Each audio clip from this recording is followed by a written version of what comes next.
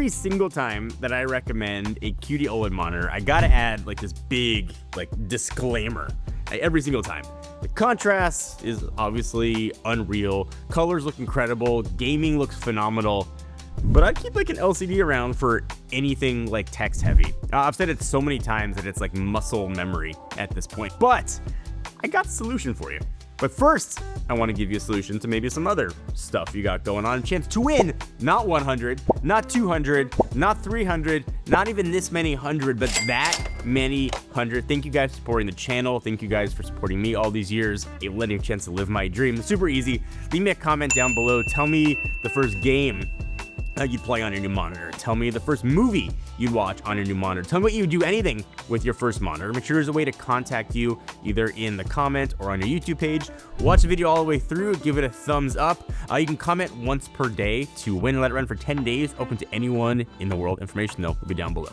And people ask me about monitors and TVs kind of all the time, and I hate saying it because I generally love these panels, but I can't tell someone to drop serious money on a display that makes reading emails feel like a afterthought and compromise. MSI, thank you to them for sponsoring this video, says they fixed it. It is a long name, so it's the MPG 341 CQR QD-OLED X36. I said that one time. I'm just gonna call it the MSI monitor from here on out.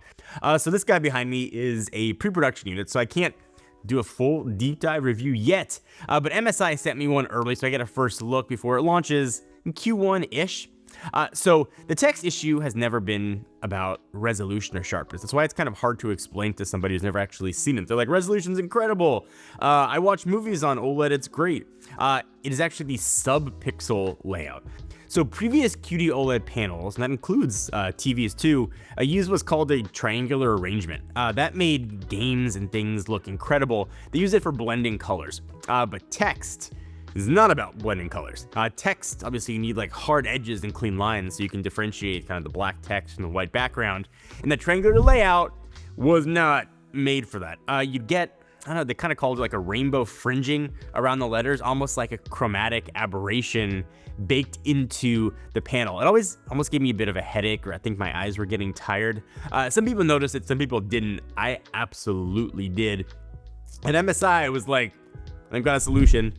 Hold my beer. And they said that after years of comments and DMs asking about it, they moved to an RGB-stripe layout on this 5th generation panel. So it's the same arrangement actually LCDs have had forever, so going forward by going back, the layout Windows and Mac OS are actually optimized for.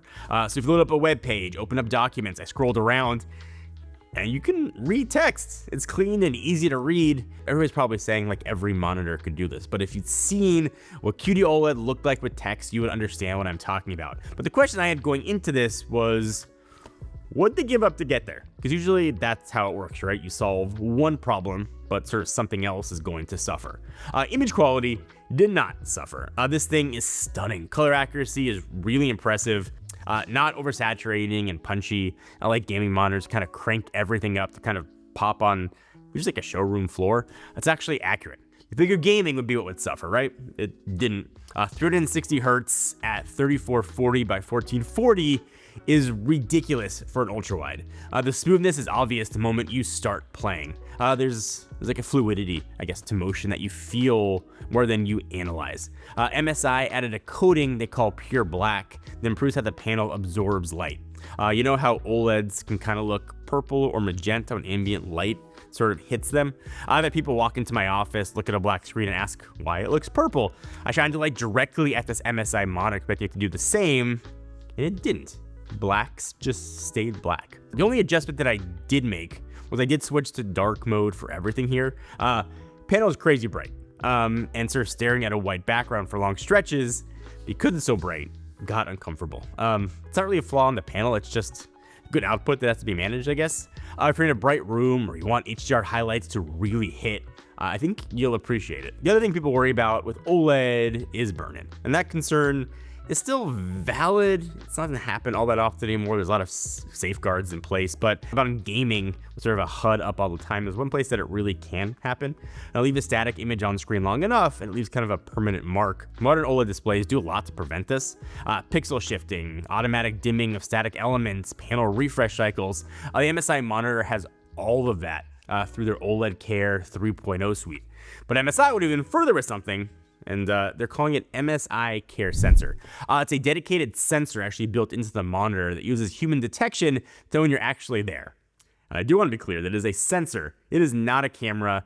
There's no image capture, no storage, no privacy concerns there. It simply detects whether there's a human there and sends a simple yes or no message. When it does that information, though, I think is pretty clever. So if you look away from the screen, it automatically dim the display. If you get up and leave your desk entirely, you can shut the monitor off completely. When you come back, it wakes it up. And for OLED longevity, that is huge. How many times have you walked away from your computer and left the screen running for hours without thinking about it?